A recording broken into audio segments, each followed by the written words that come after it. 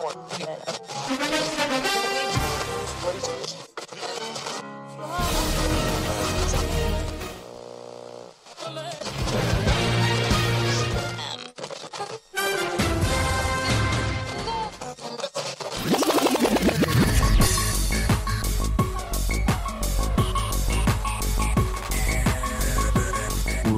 your favorite beverage. It's time for the Beers and Bruisers Fantasy Football Podcast.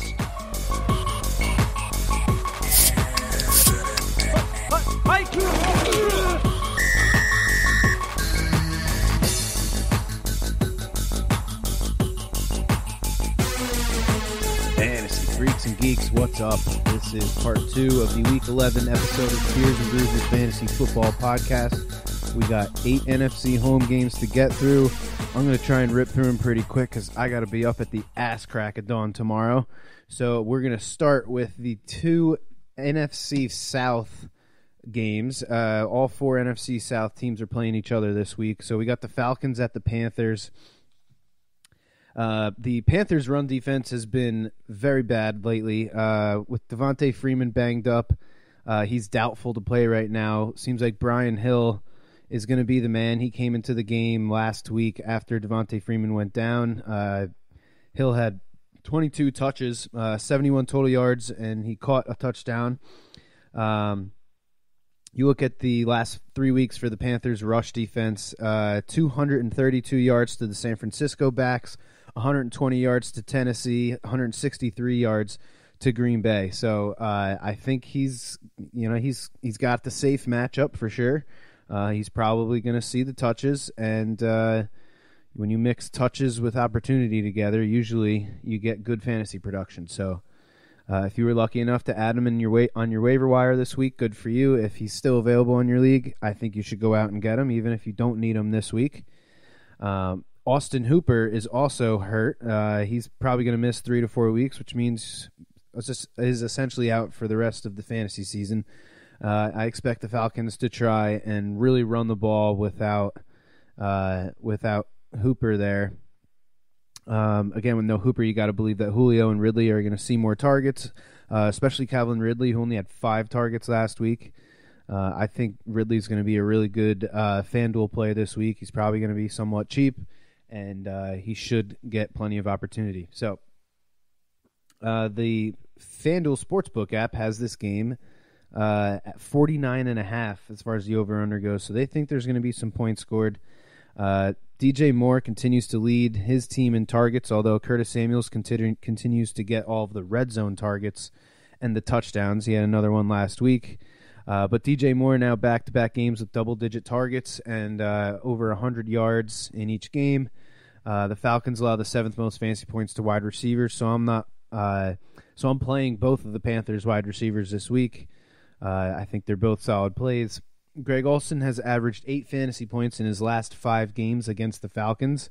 He hasn't played the Falcons since Week 17 of 2017, since he missed both games in 2018.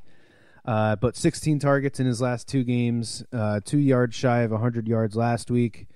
Towards the end of the game, they were really funneling him the ball.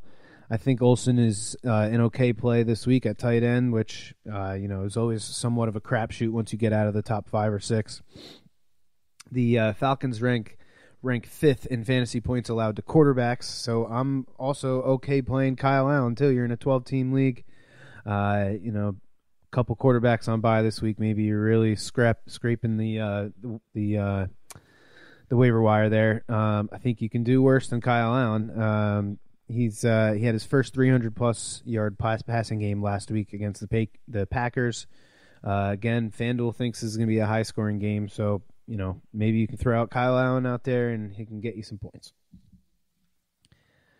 Next, we got the Saints at the Bucks. So I figured we'd see Ronald Jones's usage in the passing game go up last week after Bruce Arians' comments. He said, how Ronald Jones deserved to get more touches after he's shown he's the more explosive back. But in the end, in this game, each of the 2 running backs had 11 carries. So I don't know how much of a split they're really going to have there. it seems like what the split really is going to be, the important split at least, is in the passing game. So Ronald Jones had 8 targets last week. He caught every one of them for 77 yards. And he's got another good matchup this week. The Saints allow the second most fantasy points to running backs. So, even in a game that Jameis Winston attempted the second most passes of the season, the increased target share of Ronald Jones and actually O.J. Howard, we finally saw it hurt Mike Evans in a way. O.J. Howard finally saw a breakout game for him, most targets on the season, second most yards on the season, and his first touchdown of the season as well. So O.J. Howard also has a good matchup. Saints aren't all that great against tight ends, so maybe throw him back out there, see if he can do it 2 weeks in a row. Again, tight end is such a crapshoot. Chris Godwin got the targets last week, but it was the first of 3 games with double-digit targets that he didn't have 20 or more fantasy points. So usually when he's the one who gets the big target share, he produces, and it didn't happen. So, and the splits between these two wide receivers, between Evans and O.J. Howard, it's crazy, man. So only one game this year that both of them had double-digit targets, and that was Week 6 against New Orleans. There's been 4 games that one of the wide receivers had 20 or more fantasy points while the other one had under 10. I haven't been able to figure out which one's going to go off each week. I don't think anybody has. It seems like it's really dependent on how the defense plays them. I think Bruce Arians and that coaching staff is great. They figure out what you're doing pretty quickly, and then they go to the other guy, and they're both great. You're going to start them each week, and no matter what. It's just it's definitely kind of frustrating how you'd think with 2 really good receivers like this that they'd be able to both have good weeks, not these crazy. One guy has 40 points while the other guy has 8, and then the next week the guy who had 8 the week before has 32 points, and the guy who had 40 the week before only has 10 or whatever. So hopefully maybe with O.J. Howard getting more involved, and if they're going to keep using Ronald Jones like this, I mean 8 targets, he was second on the team in targets. So you would figure that should help balance these 2 wide receivers out. Obviously, having 40-point games is awesome if you're a Mike Evans owner like I am, and I think 2 of my leagues. But the inconsistency is definitely frustrating. I think that's honestly one of the biggest things in fantasy football is you want consistency. I don't care if I have the best at every position. I just want consistently good players. The guys that I can count on. Anything? Oh, I didn't even get to the Saints yet. All right, so the Saints offense did not look good last week. They were coming off of a bye, really surprising. They had 3 field goals, 4 punts, and then in the fourth quarter they turned it over on downs twice. I know they wanted to be smart with Kamara's touches, as Sean Payton put it, but after with him coming back. Missing 2 games with the injury, but only 2 touches in the first 3 drives for Alvin Kamara. 5 of his 10 targets came in the last drive of the game when it was pretty much already over. So I think Sean Payton spent this past week going, what the hell was I doing? This is one of the most explosive, one of the most dynamic players in football. To use him so little in the beginning of the football game, I don't think that's going to happen again. So I expect them to come out and not necessarily feed Kamara, but you're definitely not going to see him get 2 touches in the first 3 drives. That's not going to happen again. So I have Kamara in one of my leagues, and I had Latavius Murray in the same team, but I traded away Latavius in order to pick up some other players, but I'm not worried about him at all. Yet Michael Thomas owners didn't mind seeing a limited role for Kamara because it meant a target funnel game for Michael Thomas. 14 targets, 13 catches, both season highs. He didn't score, but he had 150 yards. I was particularly disappointed in Teddy Ginn. I thought he would have a pretty good game against the Falcons' defense that is not very good, especially against the pass, but he was targeted 3 times, didn't catch any of them, so that was definitely disappointing. Jared Cook was kind of surprising in this the game last week for the Saints. He had his season high in targets and catches and yards. That's 3 straight games now with double-digit fantasy points for Jared Cook. For all you Austin Hooper, Evan Ingram, Jimmy Graham owners out there, if Jared Cook is available and you're stuck deciding between him and maybe Noah Fant or O.J. Howard if he was available, maybe. I think he's not a horrible play. This is a top 5 offense. It is Drew Brees with the amount of attention that defenses have to pay to Michael Thomas and to Alvin Kamara.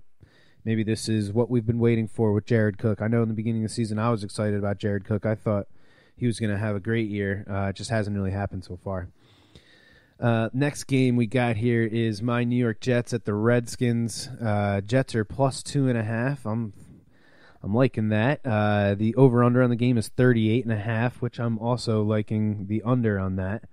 And also the Redskins, the home team, FanDuel Sportsbook has this home team under 20, or the over-under set to 20, which I kind of like that under as well. I'm going to see if I can parlay the 3 of them together on one game.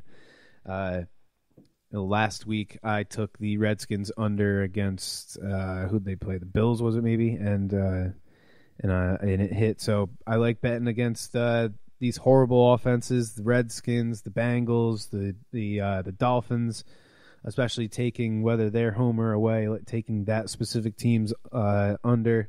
It's hit a couple times for me now with these bad teams playing some of these really good defenses like the Pats and against the Bills. So that's been working for me so far. The Redskins have announced that starting at QB will be Dwayne Haskins, who now has 4 interceptions on 44 pass attempts this season. So that's 1 every 11 pass attempts.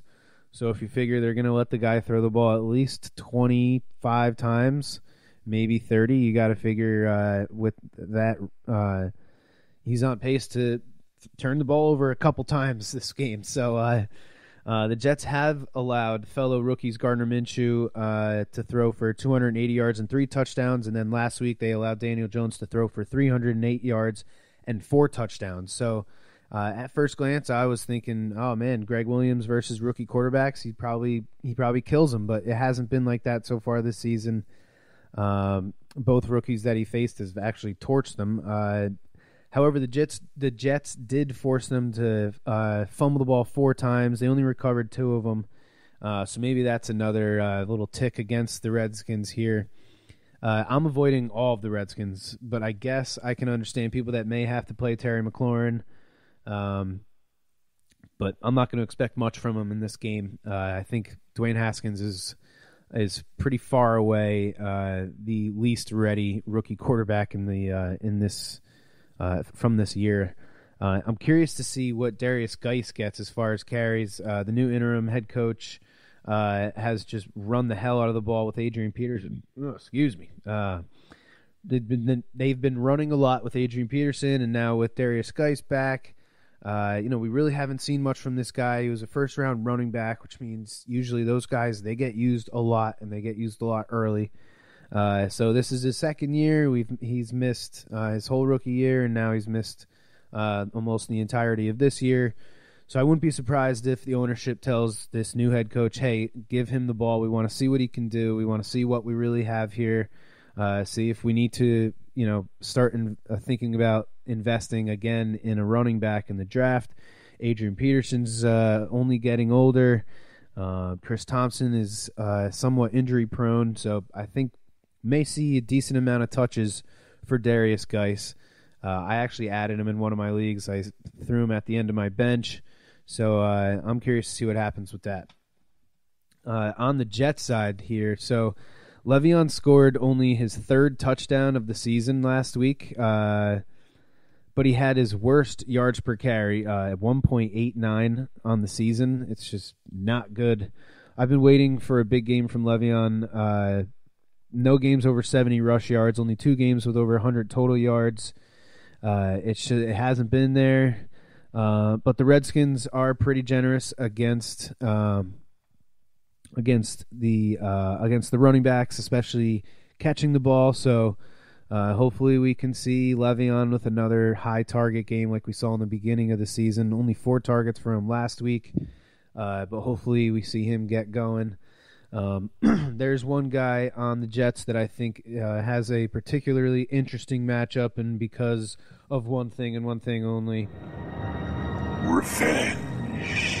Jamison Crowder comes back to Washington, where he spent the first, 4 or 5 years of his career there. Last week, caught 5 of his 6 targets for 81 yards and a touchdown. Back-to-back weeks with at least 80 yards. So I'm playing him, especially in a PPR. I got him in a full point PPR, and he's my wide receiver 2 right now. So I'm excited about it. If Darnold is to have a big game, because the Redskins are not good against quarterbacks either, you got to figure that Crowder is the most likely to have a good game as well. So I like Jamison Crowder this week. All right. We got the Broncos at the Vikings here. So the Broncos' pass defense is very good. So should be another heavy workload game for Dalvin Cook, which has kind of become the norm. So, you're definitely playing Dalvin, obviously. I'm staying away from Stephon Diggs this week. In the last 2 games, he's only had 4 catches for 53 yards total. And those are both games that he played without Adam Thielen. Diggs has been better without Thielen, he's been better with Thielen on the field than he has been without Thielen, and Adam Thielen is most likely going to miss this game again. Diggs is a good wide receiver, but he's not good enough to beat consistent double coverage, which is kind of easy, is an easy thing to do for defenses when the only other options in the pass game you have are Irv Smith and B.C. Johnson. I think teams just load up and do what they can to try and stop Dalvin Cook, which is very, very hard. And in obvious passing situations, it's obvious, hey, we got to double Diggs and see what the other guys can do. So I'm playing Dalvin, and I'm kind of avoiding everybody else. The Broncos are plus 10.5 in this game, which is, I guess I get it with Brandon Allen at quarterback, but in week 9, because the Broncos are coming off of a bye. In week 9, with Brandon Allen at quarterback, the Broncos had the ball 11 minutes less than the Browns did. They only ran 40 plays, but they still ended up winning the game somehow. But still, they get the win. Phillip Lindsay was very efficient with his 9 touches. He scored a touchdown, had 90 yards. Royce Freeman was only given the ball 6 times. He only had 1 target, which is, kind of what he has been keeping him afloat over these past few weeks, is his use in the passing game. So if he's not going to get used in the pass game, and with a new quarterback, I think Freeman's value will go down the drain pretty quick. If throwing the ball to running backs is not going to be something that this new QB does, Joe Flacco did it a lot. Then I would definitely start to worry about Freeman and Phillip Lindsay too. I mean, if he's only going to get 10, maybe 12 carries a game, is that really an RB1? I don't think so. So Noah Fant has also been used a lot more since the Emmanuel Sanders trade. 9 targets in week 8. Then he had a big game last week, week 9. He had 115 yards and a touchdown, but 75 of those yards were on that 1 touchdown run. He still only saw 4 targets in that game. But maybe if the Broncos are able to possess the ball more, then they'll be able to get Noah Fant more involved. Courtland Sutton is the one with the matchup here, though. The Vikings allow the 8th most fantasy points to wide receivers. He'll get all the attention, but and with a rookie quarterback, I think Sutton is still worth playing as at least a flex play, just because he's shown that he's got some serious talent. He had a catch last week that was just ridiculous. All right, going to the Eagles hosting the Patriots here in Super Bowl 52 rematch. Over-under set at 45. The Patriots are minus 3.5. One of these rare road favors.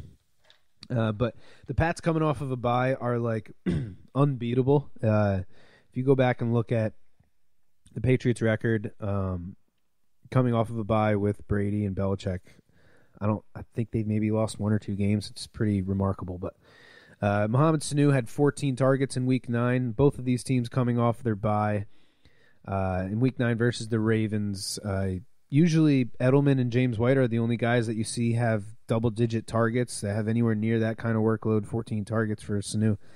So I'm going to bet that the Pats spent some time during the bye week really figuring out how best to use Sanu, how to get him as involved as possible. Him and Brady probably spent some extra time, running some routes and throwing some balls. So, and the Eagles allow the 6th most fantasy points to wide receivers. So I'm looking for a big game from Sanu. The Eagles' defense has also been tough on running backs, but I think that's actually a good thing for James White, who will probably see a few extra targets, a few less plays going to Sonny Michel. Sonny Michel carries will turn into James White targets as the Patriots actually start playing real football teams. But if the Pats get up big, then maybe Sonny Michel comes in and sees all those garbage time touches. So it's definitely a tough choice for Sonny Michel. I'm glad I don't have to make it, that I'm not a Sonny Michel owner in any of my leagues, but that's definitely pretty tough. I think James White is definitely worth at least flexing, if not an RB2, especially in PPR leagues. But yeah, Sonny Michel is a tough choice there for sure. With the Eagles, we finally saw Ertz break out in Week 9. He had his best game of the year, 100 yards and a touchdown. He had his second highest targets of the season. So with no Deshaun Jackson, he's out for the rest of the year. I'm guessing that the Eagles are going to completely sell out to this whole 2 tight end set. They definitely have two of the most talented tight ends in football. So I think they're going to stick with it. And we finally saw last week with the Patriots that maybe they do have a weakness. The Ravens tight ends caught 9 of 10 passes for 65 yards and a touchdown. I think we see the duo of Ertz and Goddard get a lot of opportunity in this game. I don't think the Eagles wide receivers are really going to do much against the Patriot cornerbacks. And plus Jordan Howard is questionable right now, and if he misses, then it's pretty much going to be the tight ends and Miles Sanders. So if Howard's out, I think Sanders is an easy play. If Howard is active, then I don't think I'm going to play either of these running backs. I think I'm just going to stick to the tight ends, maybe Carson Wentz. But yeah, that is the Super Bowl 52 rematch there. Next, we got the the Bears at the Rams. Bears plus 6.5 in this game, over under set at 40. The Rams' weakness on defense is still their run defense. So hopefully another big game for David Montgomery, who actually has an ankle injury. He's questionable, so hopefully he plays. If he doesn't, obviously Tariq Cohen could be an absolute monster. And besides him, I know we saw Taylor Gabriel score a touchdown last week, and we saw Ben, however you say his last name, that backup tight end, caught a touchdown. Allen Robinson caught 6 of his 9 targets for 86 yards. I guess you could play Robinson, but honestly, I'm only really looking at the running backs in this game. For the Rams here, you got to start with Cooper Kupp's 0-catch day last week. It has to be the biggest surprise of the week. In a game with no Brandon Cooks, for Kupp to give us a 0 is pretty crazy, especially after some of the games he's had this year. He had a 200-plus yard receiving yard game. He's just had so many big games this year.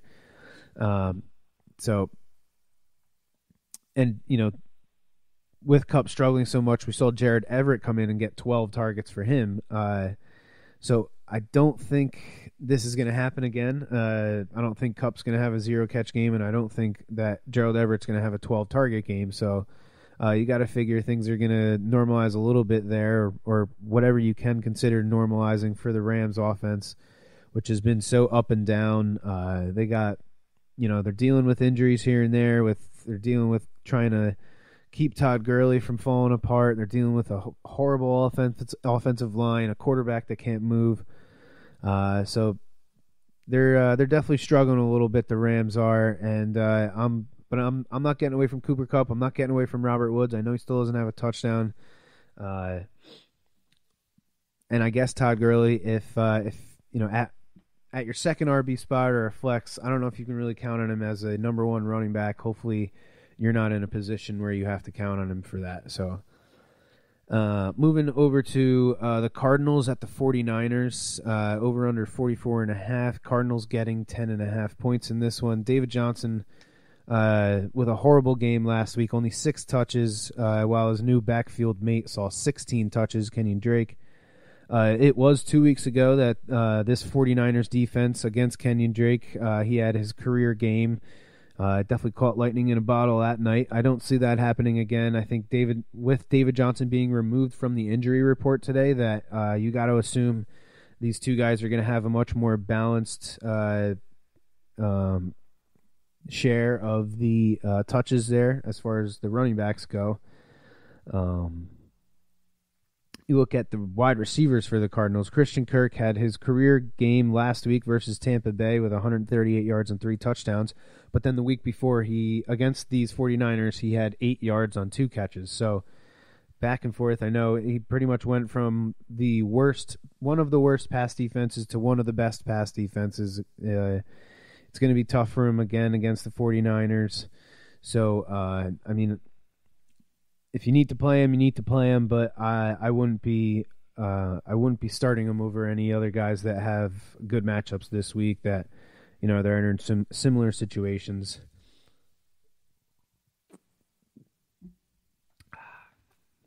All right, so the 49ers, they are really beat up right now. They're probably going to be without George Kittle. They might be without Matt Breida and Emmanuel Sanders. With a limited, at best, Manny Sanders, if he is able to play. I think he's got either cartilage damage or broken rib or something. I think Deebo Samuel is a solid play against one of the worst defenses in football. He had 8 catches on 11 targets last week. He looked really good, actually. And I love Kyle Shanahan. I trust him that he's going to put this kid into good situations and get the best out of him. I also like Raheem Mostert. He'll be a running back too if Breida were to miss. I am a Matt Breida owner in a half PPR league, and I went out and got Mostert. I think he was my second highest priority, waiver priority this week, under just under Brian Hill with the Falcons. And if Breida is to miss, I'm going to play Raheem Mostert. So I also think that with Kittle and Sanders missing, we'll see a little bit more work from Kyle Juszczyk. Maybe we'll see him get a couple more carries. Maybe we'll see him get some more targets. And he's another FanDuel guy that is probably dirt cheap. That is, to me, well worth the risk just because of how bad the Cardinals are against tight ends. And although Juszczyk is on the roster as a running back, he plays fullback, he plays tight end. They line him up in the slot. He does everything. So again, Kyle Shanahan's the man. I think he's going to get him involved if they were to be without their two best options in the pass game. All right, last game of the week here. We got the Cowboys at the Lions. Cowboys -4. There's still no over/under set. This is like the pre-Thanksgiving week bowl here. Both of these teams next week, which is crazy to think that next week is friggin' Thanksgiving, which is the third best, maybe fourth, definitely in the top 5 holidays. I'd say top 3 holidays, which is Thanksgiving. Nothing better than football and beer and just all the food you can eat all day long. Absolutely love it. But these two teams will be playing next week in the Thanksgiving games. So last week Zeke had his second game of the year with under 50 rushing yards, but that was against New Orleans and Minnesota in those two games.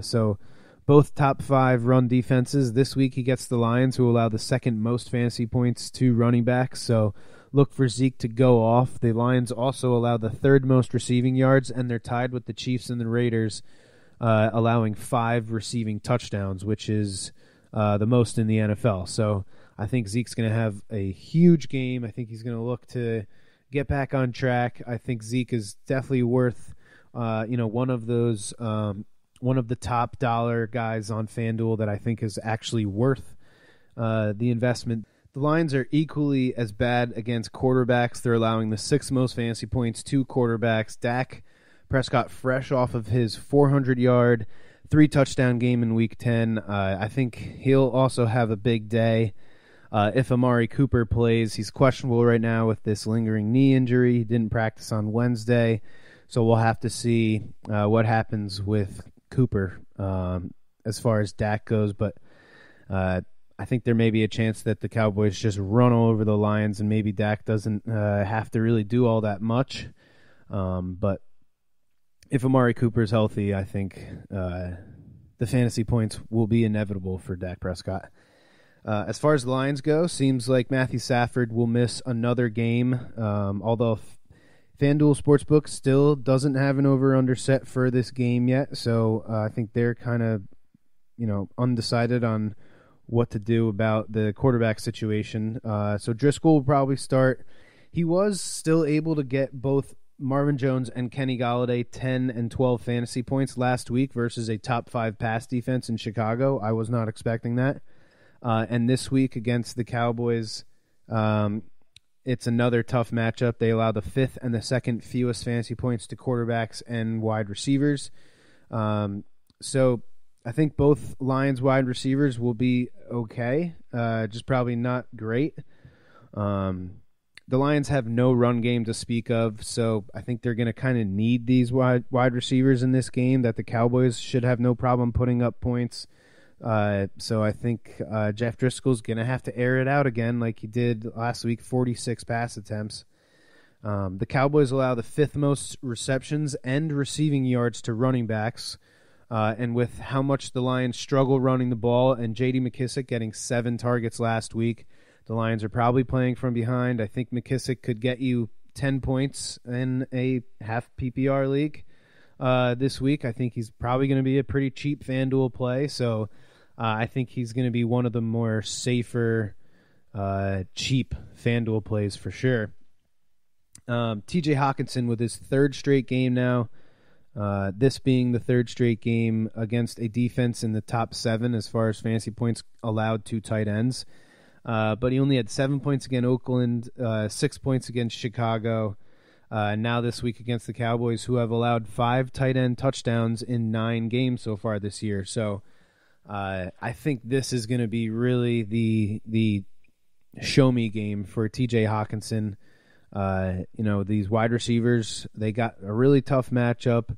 There's no running game there. I think if Hawkinson can't come out and really help this young quarterback and help this team get through the week and hopefully put up some points, hopefully he's not just another Trey Burton or one of these tight ends that has a couple flashy, nice games. One of these high. I think he was a first round pick. So I think he's got to prove it this week for sure. So that's going to do it for part 2 of the Week 11 episode of the Beers and Bruisers Fantasy Football Podcast.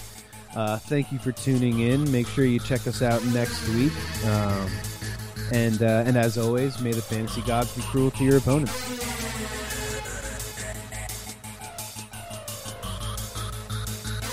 You have been listening to the Beers and Bruisers Fantasy Football Podcast.